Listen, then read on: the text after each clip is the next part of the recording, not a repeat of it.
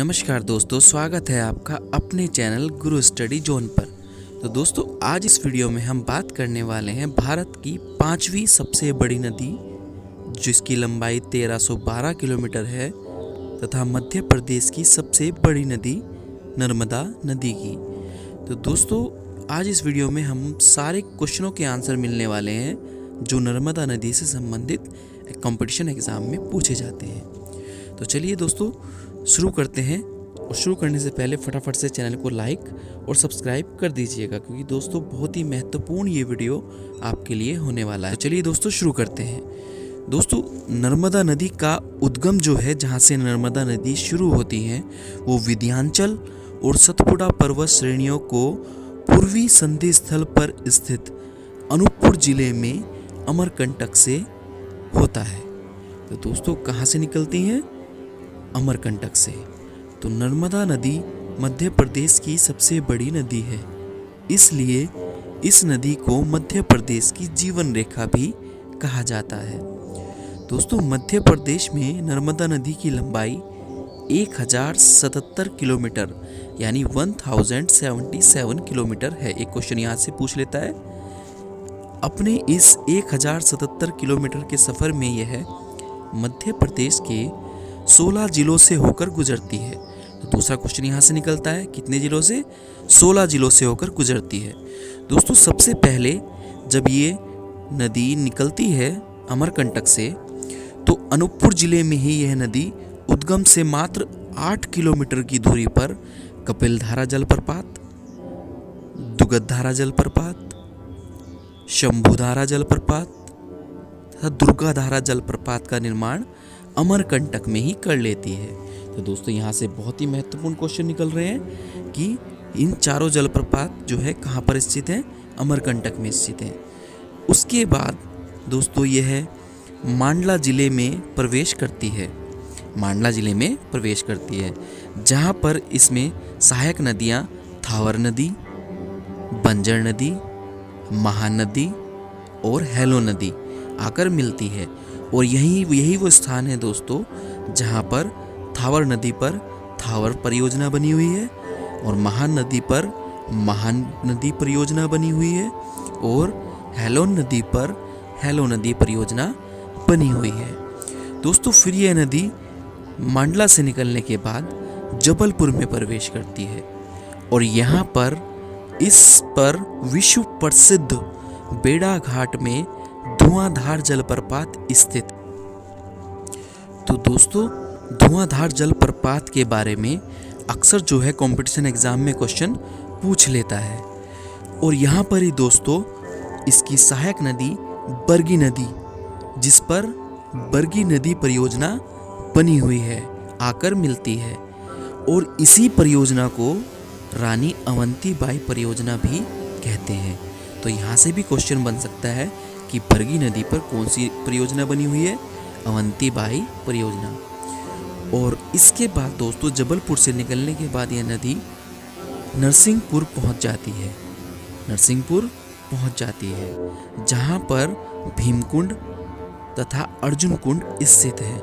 और यहां पर ही नर्मदा नदी की सहायक नदियां कहाँ पर?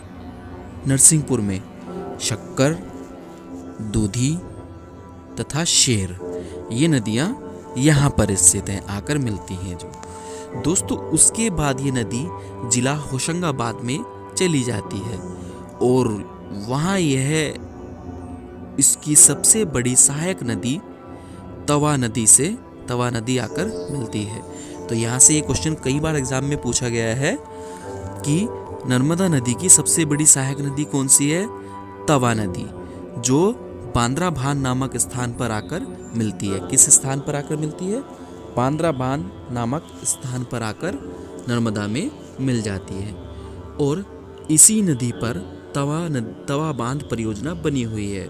इस परियोजना का निर्माण तवा, मालिनी, देवना नदी के संगम पर किया गया है। तो जो तवा बांध परियोजना है, वो किन 3 नदियों पर बना हुआ है? तवा, मालिनी और देवाना। तो दोस्तों, उसके बाद यह नदी नरसिंहपुर से निकलकर खांडवा जिले के मेघांता में स्थित, खांडवा जिले के मेघांता में स्थित ओमकारेश्वर पहुंच जाती है और यहाँ पर ही मेघांता तथा दादरी जलप्रपात स्थित हैं। कौन सी दो जलप्रपात? मेघांता तथा दादरी जलप्रपात। और यहीं पर सुक्ता नदी, एक नदी है सुक्ता नदी, जिस पर सुक्ता नदी परियोजना बनी हुई है, यहाँ पर इसमें मिल जाती है। दोस्तों यहाँ पर ओमकारेश्वर परियोजना से 520 मेगावाट विद्युत का उत्पादन किया जाता है। तो ये भी इम्पोर्टेंट क्वेश्चन है कि कितने मेगावाट विद्युत का उत्पादन किया जाता है? 520 मेगावाट का।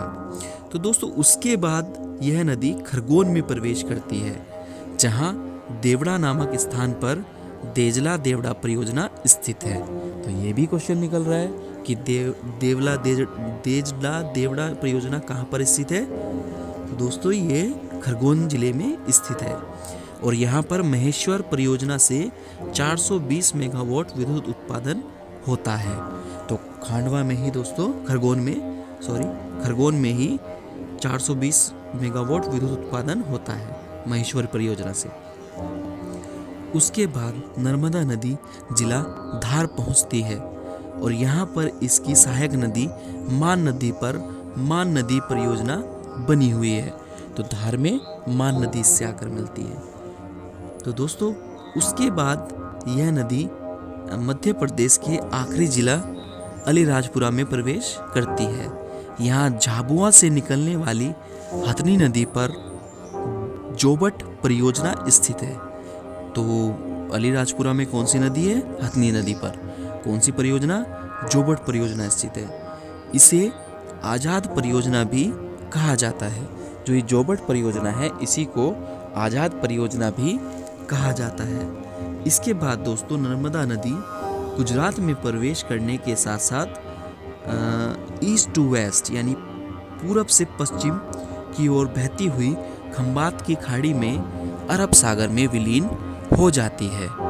तो दोस्तों इसकी कुल जो सहायक नदियां हैं वो 41 सहायक नदियां इसमें आकर मिलती हैं, जिसमें से 39 सहायक नदियां मध्य प्रदेश में मिलती हैं तथा अन्य 2 सहायक नदियां गुजरात में आकर मिलती हैं। तो दोस्तों कैसी लगी है आपको जानकारी?